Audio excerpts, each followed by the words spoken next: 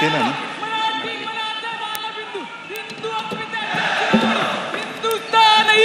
हिंदुस्थानचा एकमेव हिंदुत्व सम्राट हिंदू धर्मरक्षक सरसेनापती मानेता माननीय शिवसेना प्रमुख बाळासाहेब ठाकरे यांचा आवाज कुणाचा.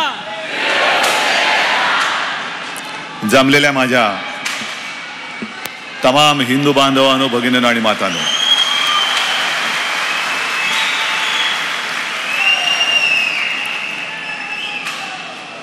शिवसेनेचा आजचा हा 52वा वर्धापन दिन आहे. 52 वर्ष कशी गेली, किती जिंकलो, किती हारलो, किती लढलो, हा इतिहास केवळ आपल्या समोर नाही तर आपण सगळे त्यातले साक्षीदार आणि साथीदार आहात. गेल्या 52 वर्षांमध्ये अनेक शिवसैनिकांनी अपार मेहनत केली, कष्ट घेतले, रक्त सांडलं, घाम गाळला, प्रसंगी बलिदान दिलं. काही शिवसैनिक आजही आपल्यात आहेत, काही शिवसैनिक आज आपल्यात नाहीत. सुरुवातीचे सगळे आपल्याला मार्गदर्शन करणारे काही नेते मंडळी आज आपल्यात नाहीत. मी त्या सर्व नेत्यांना, त्या शिवसैनिकांना आणि त्याचबरोबरीने आज माझ्यासोबत भगवा फडकवण्यासाठी सज्ज असणाऱ्या शिवसैनिकांना मानाचा मुजरा करतो.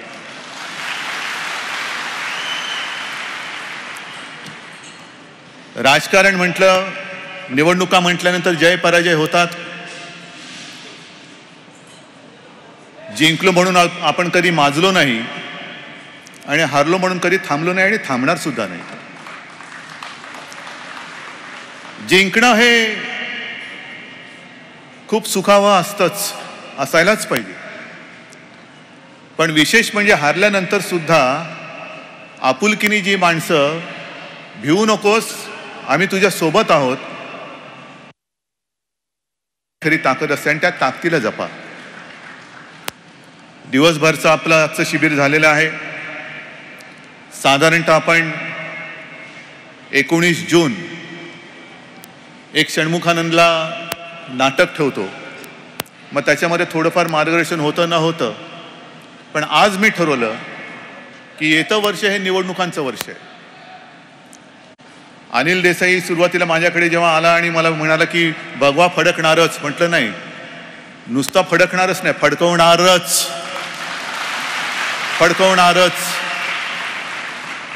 जसं तो एक काळ होता मुंबईसह संयुक्त महाराष्ट्र झालाच पाहिजे, तसा कोणत्याही परिस्थितीत महाराष्ट्रावरती मी भगवा फडकवणारच हा निश्चय करून आपल्याला पुढे जायला पाहिजे. आणि जिथे हा निश्चय सैनिक करतात तिथे सेनापती, नाही तर सेनापतीच्या मनामध्ये किती इच्छा असो, पण सैन्य जर का गळपटलेलं असलं तर कोणी काही करू शकत नाही. आज मला वाटतं की माझ्यापेक्षा माझं सैन्य, तमाम शिवसैनिक हा जास्त इरेला आणि जास्त जिद्दीला पेटलेला आहे. आणि आता भगवा फडकवणारच, कोणत्याही परिस्थितीत फडकवणार. आजच्या या वर्धापन दिनाच्या निमित्ताने पुन्हा एकदा आपण ते सदस्य नोंदणी सुरू केलेली आहे.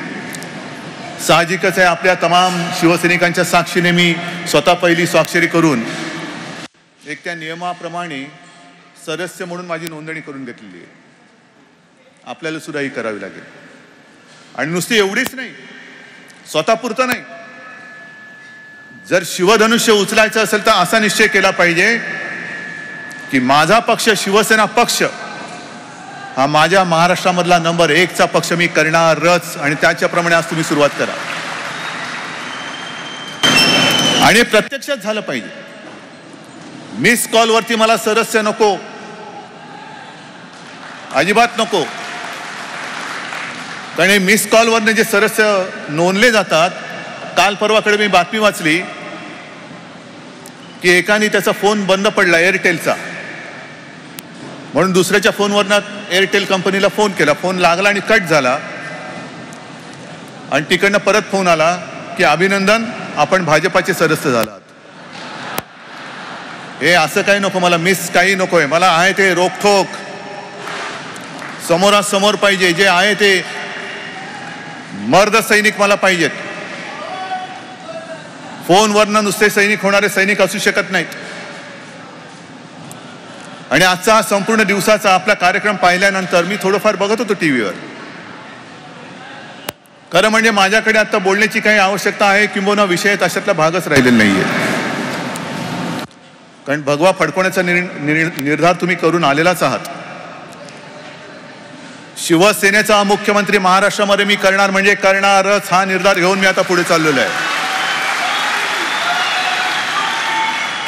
आणि जे जे कोणी आव्हान द्यायला उभे राहणार असतील त्यांना मी आज सांगतो की देऊन बघाचं आव्हान, तुमचं आव्हान तोडून मोडून तुमच्या छाताडावरती माझा शिवसेनेचा मुख्यमंत्री बसून दाखवेल. ही ताकद ही तुमची आहे. आज संपूर्ण देशामध्ये शिवसेना काय करते आहे, शिवसेना काय बोलते आहे, याच्याकडे संपूर्ण देश बघतोय. शिवसेना काय भूमिका घेते याच्याकडे संपूर्ण देशाचं लक्ष आहे. आणि मी अत्यंत नम्रपणाने सांगतो, ही माझी ताकद नाही, ही ताकद ही या सगळ्यांची शिवराय आहे, माझे आजोबा, माझे वडील, माझी माँ आणि तुम्ही सगळे शिवसैनिक यांची ताकद आहे. मी शून्य आहे, मी निमित्त मात्र आहे. ज्या वेळेला एखादी काही गोष्ट मी बोलतो तेव्हा ती मी बोलत नसतो, तेव्हा तुम्ही बोलत असता. तुमची ताकद आणि तुमची शक्ती बोलत असते आणि त्या शक्तीच्या जोरावरती मी बोलत असतो, म्हणून तिला एवढं महत्व येत असतं. आहेत विषय खूप आहेत, बोलण्यासारखं अनेक आहे. गेल्या 2-4 दिवसातल्या बातम्या बघितल्या तरी मी पेपरमध्ये वाचलं, आपणही वाचलं असाल की मोदींच्या घरावरती ते UFO गिरट्या घालते, उडती तबकडी. आता उडती तबकडी तुम्हाला माहिती आहे की परग्रहावरनं अशा तबकडे येतात असं म्हणतात. मी नाही बघितले, तुम्ही बघितले काय कोणी? आपण काय मोदी सारखे नाही ना, आपल्या घरावरती कोण तबकडा उघड करणार.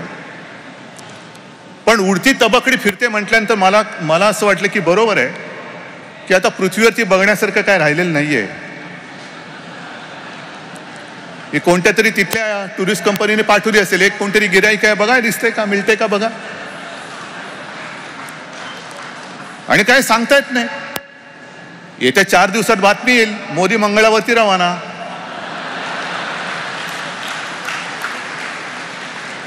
कारण बाकी कोणाच्याही घरावरती उडती तबकडी फिरताना कोणी बघितलेली नाही, पण मोदींच्या घरावरती उडती तबकडी फिरते. बहुतेक हे परग्रहावरती आता दौरे सुरू होतील. कारण इकडे आता बघण्यासारखं राहिलंय काय आणि देशामध्ये ठेवलंय काय.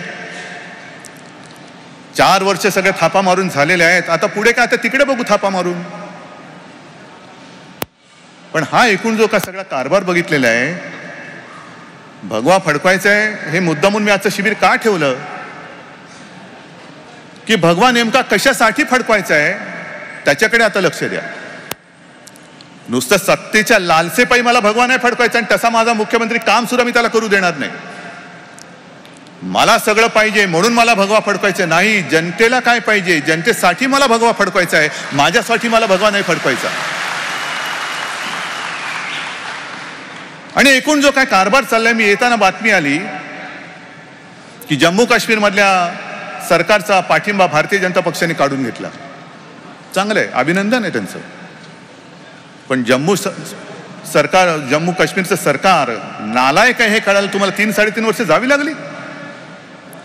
त्याच्यासाठी माझ्या भारत मातेचे 600 जवान हे शहीद व्हावे लागले आणि त्याच्यानंतर तुम्हाला कळलं की हे नालायक आहेत. आमच्याशी काडीमोड घेताना शिवसेना म्हणजे हिंदुत्व, हिंदुत्व म्हणजे शिवसेना, आम्ही कधी हिंदुत्व सोडलेलं नाही, सोडणार नाही. सत्ता येईल, सत्ता जाईल, गेलेली सत्ता पुन्हा खेचून आणू, पण आम्ही हिंदुत्व कधी सोडणार नाही. पण फक्त सत्ता पाहिजे हे असं मला माझ्याकडे महाराष्ट्रामध्ये मला सरकार नको आहे. तडजोड म्हणजे कशाशी तडजोड करायची, माझ्या ध्येयाशी, धोरणाशी, विचारांशी नाही, अशी तडजोड मला परवडणार नाही. आणि अशी तडजोड जर का मी केली तर शिवराय आणि माननीय शिवसेना प्रमुख मला कदापि माफ नाही करणार, कदापि करणार नाही. आधी सत्तेमध्ये बसलात का, तुम्हाला माहिती होतं ही सत्ता कसली आहे, कोणाबरोबर तुम्ही मांडीला मांडी लावून बसता आहात. 600 जवान, 600च्या वरती जवान तिकडे धारतीर्थी पडले, शहीद झाले. काल परवाकडे तो औरंगजेब कसा मारला गेला हे तुम्ही बघितलं असाल कदाचित, कारण त्याचा व्हिडिओ सुद्धा तो प्रसारित झाला होता.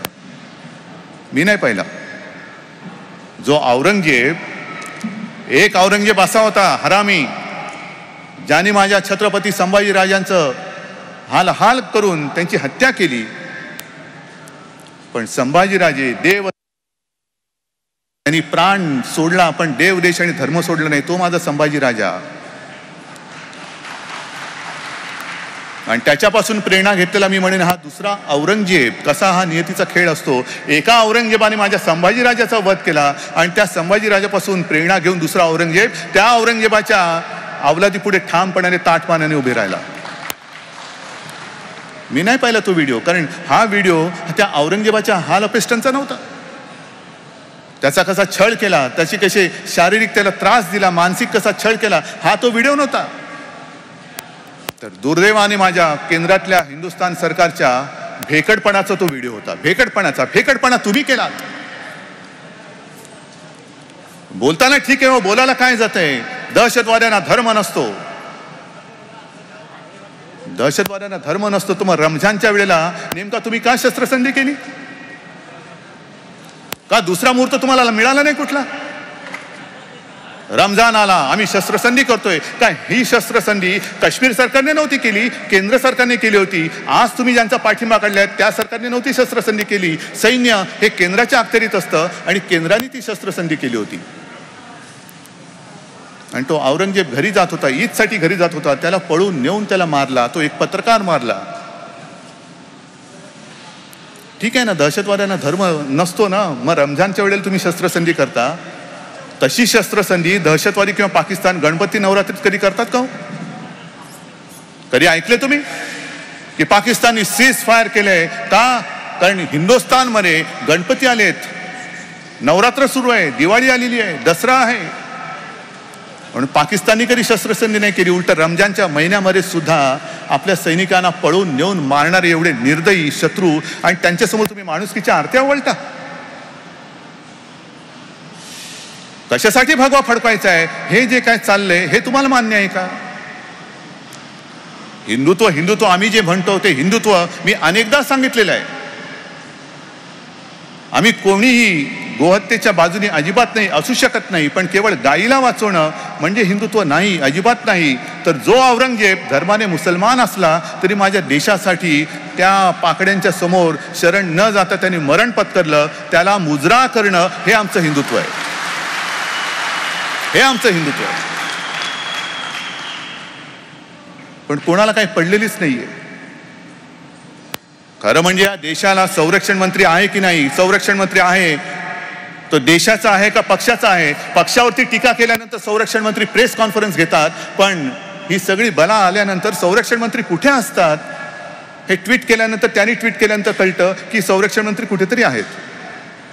हे ट्विट कशाला चालले? चला, मी आज भाजपाचं अभिनंदन करतो. तुम्ही पाठिंबा काढलात ना, हरकत नाही, अभिनंदन करतो मी तुमचं. तुमच्या बाकीच्या गोष्टी मला पटत नसल्या तरी मी तुमचं अभिनंदन करतो. पण आता पाकिस्तानला चिरून टाका, तर आम्ही तुम्हाला डोक्यावर घेऊन नाचू शकतो. मग 4 वर्षामध्ये बदललंय काय? काल परवाकडे माझ्याकडे ते आसाम गण परिषदेची माणसं आली होती. काय विषय होता? एक तर प्रादेशिक पक्षांची जी काय बांधणी सुरू आहे, मला म्हणाले उद्धवजी आप आगे आ जाओ और आप करो ये सब. म्हणते ठीक आहे, बघतो मी. पण त्याहीपेक्षा भयानक म्हणजे त्यांनी जो मला विषय सांगितला की केंद्र सरकार एक काहीतरी बिल आणते आणि बिल काय? आसाममध्ये बांगलादेशमधले हिंदू त्यांना आता पायघडे घालतात. बांगलादेशमधले हिंदू तुम्ही तपासणार कसे? सरहद्दीवरती काय तुम्ही तपासणार? कसे तपासणार? बरं, या मुळामध्ये या देशातले हिंदुस्थानमधले हिंदू हे आनंदामध्ये राहत आहेत का की तुम्ही बांगलादेशमधले दत्तक घेताय? आणि मग जे शिवसेना प्रमुख सांगत होते की माझ्या हातात सत्ता द्या, 48 तासात मी इथे घुसलेल्या बांगलादेशाने लाथ मारून हाकलून देतो, हे शिवसेना प्रमुख बोलले होते. मग ते बांगलादेशी घुसलेत, मतदान करतायत. आधार कार्ड आहे, रेशन कार्ड आहे, नोकऱ्या करतायत, सगळं करतायत. एकतर घुसखोर म्हणून घुसलेले बांगलादेशी आम्हाला डोईजट झालेत, भुईला भार झालाय, तरी सुद्धा तुम्ही बांगलादेशातले हिंदू, अरे ते रोहिंग्या आल्यानंतर त्यांना आपण अडवू शकत नाही, तर बांगलादेशातल्या हिंदूंचा मुखोटा घालून जर तिथले मुसलमान आले तर तुम्ही अडवणार कसे? मग बांगलादेशातले हिंदू तुम्ही इकडे घेत आहात. तसंच तुम्ही आज काश्मीरमधला तो पाठिंबा काढला. काश्मीरमध्ये हिंदुस्थानातले हिंदू जाऊन राहू का नाही शकत? बांगलादेशातले हिंदू घ्यायचे ना, तुम्ही घ्या, जरूर घ्या, पण आमच्या या हिंदुस्थानामध्ये संपूर्ण हिंदूच आहेत. मग त्या हिंदूंना काश्मीरमध्ये जाऊन 1 इंच सुद्धा जमीन घेण्याची परवानगी आज काय तुमचं 4 वर्षाचं सरकार आलं तरी तुम्ही का देऊ शकला नाहीत? देशाचे पहिले प्रश्न सोडवा. नवीन काहीतरी पुंग्या वाजवायच्या, आपलं डोलाला लावायचं आणि पाठ पुढचं सपाट काय असते ती म्हण त्याच्याप्रमाणे चालू आहे. ते जे काय बिल जर केंद्र सरकार आणणार असेल तर त्याला शिवसेनेचा प्रत्येक खासदार लोकसभेमध्ये विरोध केल्याशिवाय राहणार नाही. लोकसभेमध्ये आम्ही विरोध करू त्याला. राज्यसभेत असेल आणि लोकसभेमध्ये आम्ही त्याला विरोध करू. काय म्हणून स्वीकारायचे? या देशाच्या आधी तुम्हाला समस्या कळल्यात की नाही माहिती नाही, पण त्या सोडवण्याच्या ऐवजी तुम्ही दुसऱ्या देशाचं विकतचं दुखणं घेता आहात आणि पुन्हा आमच्या या देशामध्ये खायला काळ आणि भुईला भार करून ठेवणार असाल तर काही गरज नाहीये. तिथे आहे ते सुखात राहू देत, त्यांचे जसे असतील तसे राहू देत. पहिल्या देशातल्या जनतेचं बघा. या देशात जो हिंदू राहतोय त्याला पहिल्यांदा तुम्ही सुरक्षित ठेवा आणि मग बाकीच्या जगभरातल्या हिंदूंचं तुम्ही कैवार घ्या. पण सगळं पूर्ण विचित्र पद्धतीने जे चाललेलं आहे आणि जी सत्ता मला पाहिजे. आज मला फक्त एवढंच सांगायचं की सत्ता पाहिजे, होय पाहिजे, मी आणणारच, पण कशासाठी आणणार आणि कोणत्या मार्गाने आणणार? आज जो आपण भगवा घेऊन पुढे जातो की हो मी भगवा फडकवणारच, या भगव्याचं पहिलं पावित्र्य आणि पवित्र जे काय आहे महत्व ते पहिले समजून घ्या. हा भगवा म्हणजे काय आहे? छत्रपती शिवरायांनी सुद्धा भगवाच का घेतला? का दुसरा गुलाबी, हिरवा, पिवळा, निळा, चट्टेरी पट्टेरी ठिपक्या ठिपक्याचा असा झेंडा का नाही घेतला? या भगव्याला जे एक महत्व आहे, जे शिवसेना प्रमुख सांगायचे की उगवतीचा सूर्य, तो सूर्य सुद्धा भगवा असतो. आपण ज्याला पवित्र मानतो तो अग्नी सुद्धा भगवा असतो आणि तो भगवा हे सतीचं वाण आहे. हे सतीचं वाण आहे. हे येरा गळबाळाचं काम नाही हा भगवा घेणं. हा भगवा हे फार पवित्र असं एक काम आहे. हे वाण आहे मोठं. आणि हा भगवा फडकवताना जे मध्ये काय चाललेलं की समविचारी लोकांनी एकत्र आलं पाहिजे. कोणता समविचार झालं ना? मध्ये अमित शहा येऊन भेटून गेले. त्याच्यानंतर मी पेपरमध्ये असं वाचलं की पवार साहेबांनी आपल्याला ऑफर दिले की 3ऱ्या आघाडीत या. आणखीन कोणीतरी सांगितलं आमच्यासोबत या. पण ही सगळी आमंत्रणं येतात. ह्याचा अर्थ लक्षात घ्या की आपली ताकद कशी वाढते ही आपल्या लक्षात आली नसेल पण दुसऱ्यांच्या लक्षात आलेली आहे. आणि एका गोष्टीचा मला जरूर अभिमान आहे. जे आम्हाला विचारतात की तुम्ही जर एवढा असा विरोध करता तर बाहेर का नाही पडत? अरे आमचं राजकारण आम्ही करू, तुझ्याकडनं शिकण्याची वेळ आलेली नाही मला अजून. माझे वडील माझ्या डोक्यावरती हात ठेवून गेलेले आहेत. राजकारण कसं करायचं हे मी बघितलेलं आहे आणि ज्यांनी शिवसेना प्रमुखांसोबत राजकारण केले त्यांना मी राजकारणात कसं आडवा करतो ते तुम्हाला मी दाखवून देतो.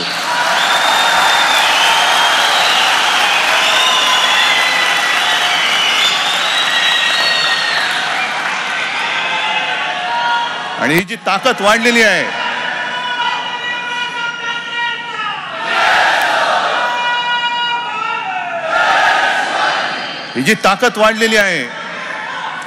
या ताकदीचा मी कधी गैरवापर होऊ देणार नाही. पण ही जी ताकद वाढते आहे, ही ताकद वाढवायची असेल तर आपल्याला कष्ट करावे लागणार आहे. असं अजूनही कोणी ते काय आले ना फिटनेस फंडा, मी पण करायला गेलो, ते पाठच धरली माझी. पण ठीक आहे, पाठ धरली तरी मी ज्याच्या पाठी लागलो त्याला काही सोडत नाही, अजिबात सोडत नाही. आणि माझ्या पाठी एवढे सगळे आहेत म्हटल्यानंतर मी कशाला भिवू? मी कोणाला भिवू? आहेत ना माझ्या पाठीशी. मग ते स्वामी समर्थांचं आहे ना, भिवू नकोस मी तुझ्या पाठीशी आहेत. अरे एवढे माझ्या समोर माझ्या पाठीशी आहेत, मी कोणाला भिणारच नाही. मी कोणाशी बोलू हेच करत नाही, परवाच करत नाही. पण समविचार हा जो काही विचार, एक प्रश्न आलेला आहे, समविचारी लोकांनी एकत्र आलं पाहिजे. हा समविचार म्हणजे कोणता विचार? केवळ माझी सत्ता आली पाहिजे, मला खुर्ची मिळाली पाहिजे, हा नाही समविचार होऊ शकत. हा अजिबात समविचार होऊ शकत नाही. समविचार हाच होऊ शकतो की जनता आज जे आक्रोश करते आहे, सरकार बदलल्यानंतर सुद्धा त्यांच्या अशा अपेक्षा पूर्ण केल्या जात नाही, त्यांचा टाहो कोणी ऐकून घेत नाही, त्यांना न्याय मिळवून देणं, ते मिळवून देणारे एकत्र येणं, याला मी समविचार मानतो. त्याच्यासाठी मला एकत्र यायचंय. कोण आहे असा पक्ष? चला ठीक आहे, पवार साहेबांचा विचार करू. तिसरी आघाडी, चौथी आघाडी, का आता तिसरा हा शब्द त्यांनी कुठून काढला मला माहित नाही, पण तिसरी आघाडी कसली आघाडी? आम्ही हातामध्ये शिवरायाचा भगवा जो घेतलेला आहे, त्या भगव्याचा अर्थ आम्हाला माहिती आहे. त्या काळामध्ये संपूर्ण देश ते हिरवा वरवंटा येत होता आपल्या डोक्यावरती, हिरवा वरवंटा, मोगल आणि 18 पगड जाती जमातीमध्ये विखुरलेले मराठी हे शिवराय आणि हिंदुत्वाच्या भगव्याखाली एकत्र आणून तो वरवंटा तोडून मोडून टाकला. आणि तुम्ही काय करताय? छान जो आपला महाराष्ट्र एक मराठी माणूस म्हणून एकवटलेला आहे, शिवसेना प्रमुखांनी सुद्धा ह्या तमाम मराठी माणसाला पुन्हा एकदा हिंदुत्वाचा एक झेंडा देऊन एकत्र आणलं. त्या मराठी माणसामध्ये फूट पाडताय तुम्ही. कार्यक्रम असू शकतात, आज सुद्धा कार्यक्रम आहे, आज सुद्धा तुम्ही मला कोणती टोपी घालू शकता, पगडी घालू शकता, पण त्या पगडीमध्ये सुद्धा तुम्ही राजकारण करायला लागलात आणि तुम्ही माझ्या मराठी माणसामध्ये फूट पाडायला लागलात. याद राखा, मराठी माणसामध्ये फूट पाडाल तर तुम्हाला मराठी माणूस गाडून टाकल्याशिवाय राहणार नाही राजकारणामध्ये. कसली पगडी? महात्मा फुलेंची पगडी, लोकमान्य टिळकांची पगडी, शाहू महाराजांचा तो फेटा होता. लोकमान्यांची पगडी तुम्हाला नकोशी होते, पण इफ्तार पार्टीची टोपी तुम्हाला चालते. त्या टोप्या चालतात डोक्यावरती. आणि ज्या माझ्या लोकमान्यांनी सरकारचे डोके ठिकाणावर आहे की नाही, आहे का, हा प्रश्न विचारून सरकारला हादरून टाकलं होतं, असंतोषाचे जनक, त्यांची पगडी तुम्हाला नकोशी होते. अहो पगडी केवढी, तुमचं डोकं केवढं, बसते का त्याच्यामध्ये काही? उगाच काहीतरी घेतलं आणि बसवलं म्हणून पगडी घातली म्हणून विचार नाही येत. तो पगडीचा विचार, पगडीचं महत्व. फुले आणि टिळक पगडीमुळे प्रसिद्ध नाही झाले, टिळक आणि महात्मा फुल्यांमुळे त्यांच्या पगड्या प्रसिद्ध झालेल्या, हे लक्षात ठेवा तुम्ही. नाहीतर आहे ना तशा, आता सुद्धा संजय राऊत सिनेमा काढतात शिवसेना प्रमुखांवरती, ती शाल बिल घेतली. शिवसेना प्रमुखांचं आयुष्य दाखवू शकतो, पण शिवसेना प्रमुखांची शाल घेतली म्हणून मी काय बाळासाहेब नाही होऊ शकत? मी नाही बाळासाहेब होऊ शकत. ती तेवढी पात्रता लागते, तेवढी योग्यता लागते. आणि जी काय दिग्गज आपल्या महाराष्ट्राने या देशाला दिलेली दैवत होती, लोकमान्य टिळक काय, महात्मा फुले काय, आहे ना, त्यांच्यामध्ये सुद्धा वाद झाले होते. लोकमान्यांमध्ये आणि शाहू महाराजांमध्ये सुद्धा मोठा वाद झाला होता एकदा. आणि असं म्हणतात की एकदा मग शाहू महाराज हे टिळकांना भेटायला गायकवाडवाड्यात गेले आणि चर्चा रंगली. बोलता बोलता डोक्यावरचा घाम पुसताना महाराजांनी फेटा काढून बाजूला ठेवला. चर्चा रंगली, खूप वेळ चालली आणि मग चर्चा झाल्यानंतर महाराज निघाले. लोकमान्यांचं लक्ष गेलं आणि त्यांनी सांगितलं की महाराज आपला फेटा इकडे राहिलेला आहे. तेव्हा शाहू महाराज वळले आणि त्यांना म्हणाले की बळवंतराव, हा फेटा आता तुम्हीच माझ्या डोक्यावरती ठेवा. आणि तो फेटा त्यांनी डोक्यावरती ठेवला. तिथे वाद संपला. ही त्यावेळेची सगळी विचारांनी प्रगल्भ आणि मोठी माणसं होती म्हणून त्यांना आपण दैवत मानतो. आज सुद्धा त्यांची आपल्याला जरूर लागते. तुमची जरूर आज सुद्धा कोणाला लागत नाही, हे त्यांनी पहिलं लक्षात ठेवायला पाहिजे.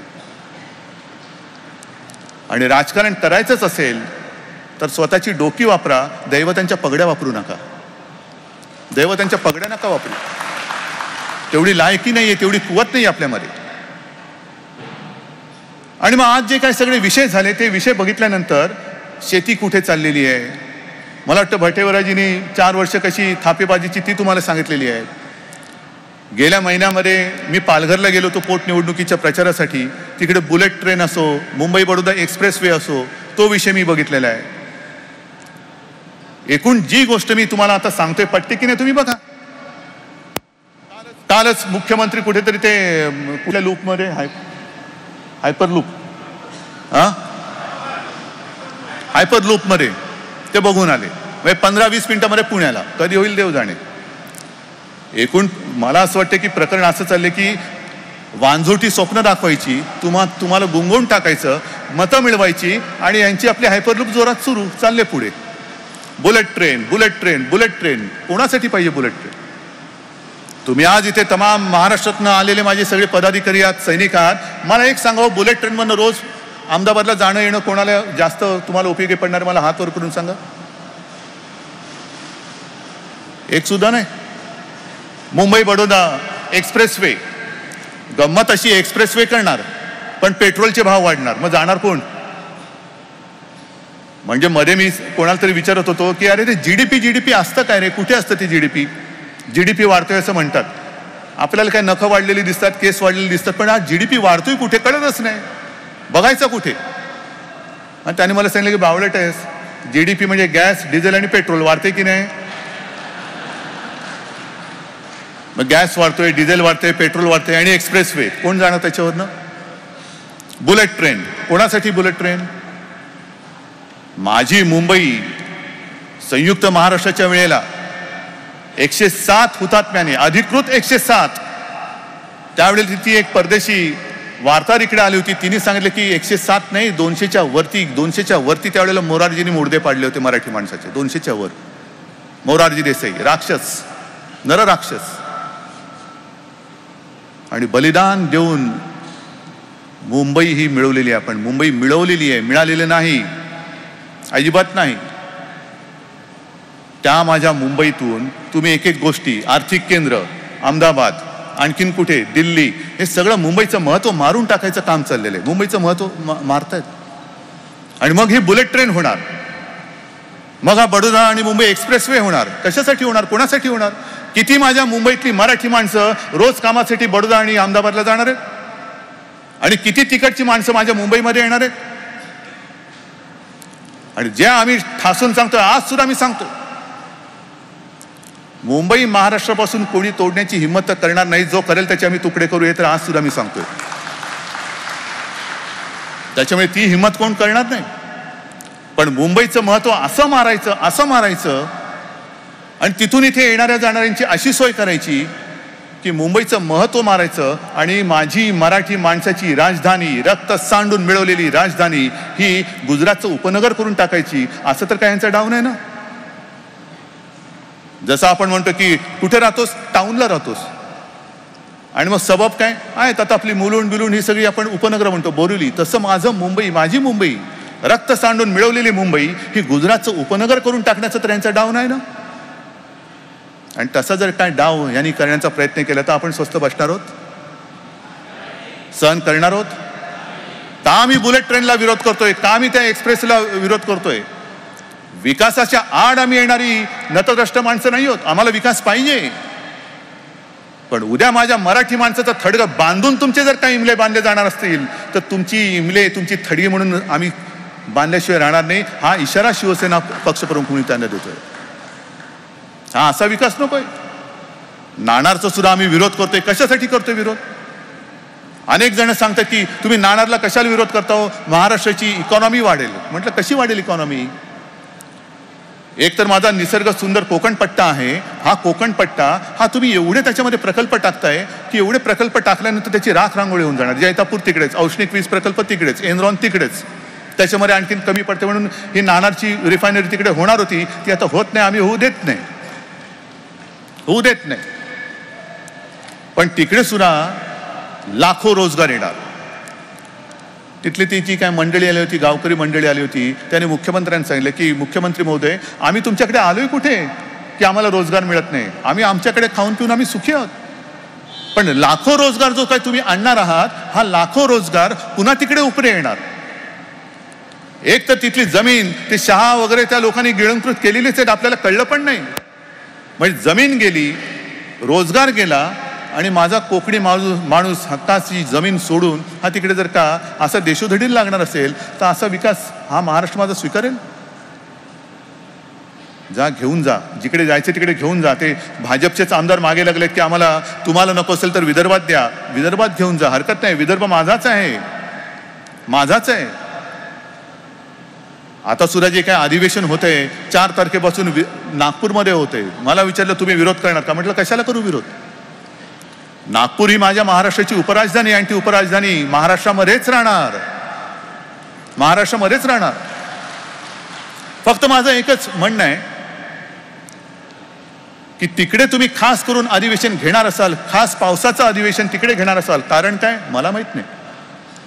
असं नेमकं यावर्षी काय घडतंय की हिवाळ्यातलं अधिवेशन पावसामध्ये आणि पावसाचं अधिवेशन नागपुरात का घेत आहे मला नाही माहित. पण अधिवेशन तिकडे घेणार असाल तर विदर्भाच्या जनतेला पोकळ थापा मारू नका. तिथे तुम्ही करू शकाल अशा ठोस योजनांची घोषणा करा, तर शिवसेनेचा त्याला पाठिंबा आहे. करा, विदर्भ माझा आहे, विदर्भाचा विकास झालाच पाहिजे. पण दुसरी माहिती जी मला मिळते तिच्यासाठी सुद्धा तुम्हाला भगवा फडकवणारच जे आपण म्हणतोय लक्ष देऊ नाही का. कदाचित त्याच्या मागे हाही डाव असू शकेल की दरवेळेला हिवाळी अधिवेशन जे नागपूरला घेतलं जातं डिसेंबरमध्ये, ते अधिवेशन नागपूरचं अधिवेशन पावसाळ्यात नागपूरला का घेत आहे. काही जणांचं म्हणणं असं की कदाचित डिसेंबरमध्ये लोकसभेची निवडणूक येण्याची शक्यता आहे. तयारी आहे. भगवा तिकडे मला फडकून पाहिजे. आणि भगवा जर का फडकवायचा असेल, शिवशाही शिवशाही म्हणतो आपण, शिवशाही म्हणजे नेमकी काय. मगाशी नितीन बानुगडेंनी सांगितलं असेल की शिवशाही म्हणजे त्यावेळेला शत्रूशी गाठ म्हणजे मरणाशी गाठ. एक निवडणूक हारलो म्हणून पुढची निवडणूक लढू नाही.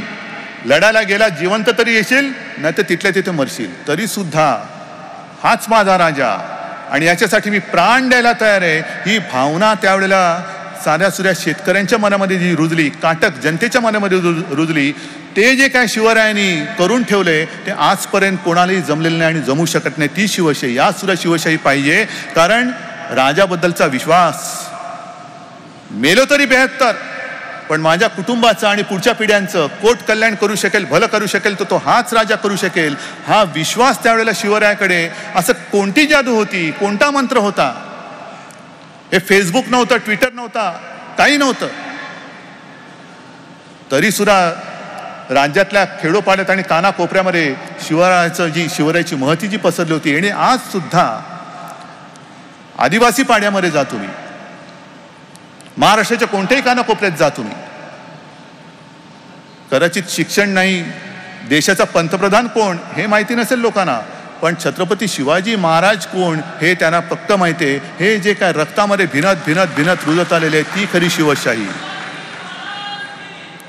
आणि ती शिवशाही जर का आपल्याला अभिप्रेत असेल, ती शिवशाही आपल्याला आणायची असेल, तर तसा विश्वास आपल्याला आपल्याबद्दल जनतेच्या मनात रुजवावा लागेल. आधी जनतेच्या मनामध्ये भगवा रुजवा, आपोआप तो विधानसभेवरती आणि लोकसभेवरती फडकेल, आपोआप फडकेल. ना प्रचार करण्याची गरज लागणार, ना काही करण्याची गरज लागेल.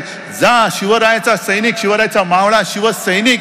हा शिवसैनिक केवळ या शिवसेनेचा नाही, तर ही शिवसेना ही शिवरायाची शिवसेना आहे. आणि हा सैनिक हा शिवरायाचा मावळा आहे. हा विश्वास ज्या वेळेला गोरगरीब जनतेच्या आणि माता भगिनींच्या मनामध्ये रुजेल ना, त्यावेळेला समजा महाराष्ट्रावरती भगवा फडकलेला आहे, तर महाराष्ट्रावरती भगवा फडकेल. आणि मला वाटतं आपण सगळे त्याच्यासाठी तयार आहोत.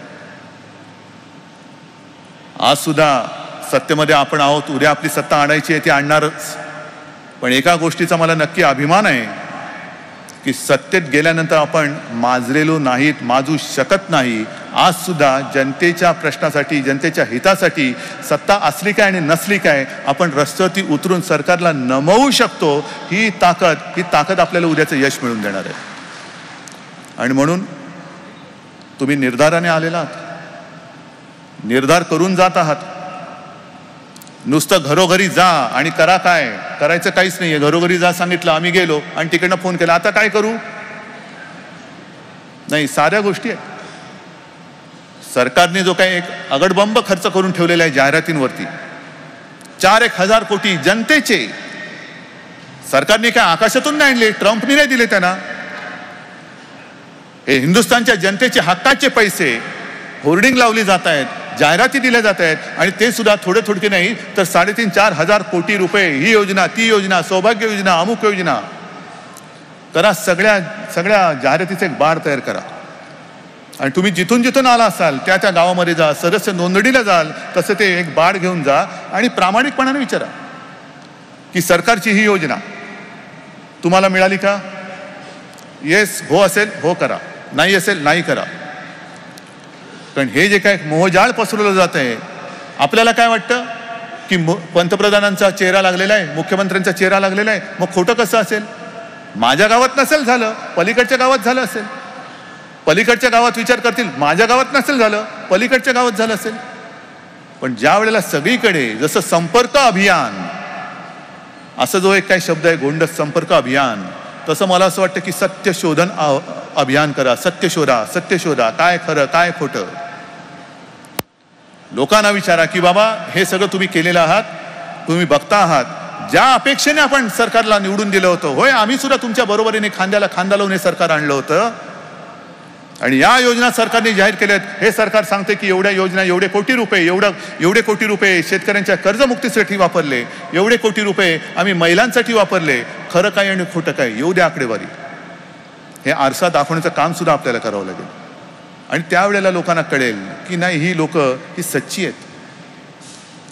निवडणूक लढवताना एक सुद्धा असं वचन, एकतर वचन हे खोटं असतच नाही, वचन हे वचन असतं.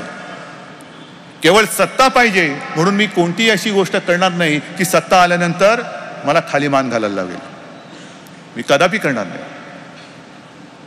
आणि म्हणून मला असं वाटतं की आज जे काय प्रबोधन तुमचं झालेलं आहे, शेतीचे विषय कसे आहेत, अर्थविषय कसा आहे, कोणत्या गोष्टी कशा पोकळ आहेत, हे सगळं बघितल्यानंतर एक निर्धार करून तुम्ही आता निघालं पाहिजे. आणि भगवा फडकवणार म्हणजे भगवा म्हणजे काय आहे याचं पावित्र्य एकदा तुमच्या लक्षात आल्यानंतर मला खात्री आहे, जे मी मगाशी तुम्हाला सांगितलं की विधानसभेवरती आणि लोकसभेवरती भगवा फडकवण्याच्या आधी जनतेच्या मनामध्ये भगवा रुजवा. तो एकदा रुजवला की जनता स्वतःहून पुढे सांगेल की अरे बाकी कोणी येवो किंवा कोणी थापेबाज येवो, मला कोणाची पर्वा नाही, तूच माझा, ताई तूच माझी, तुला मी मत दिल्याशिवाय राहणार नाही. जय हिंद, जय महाराष्ट्र.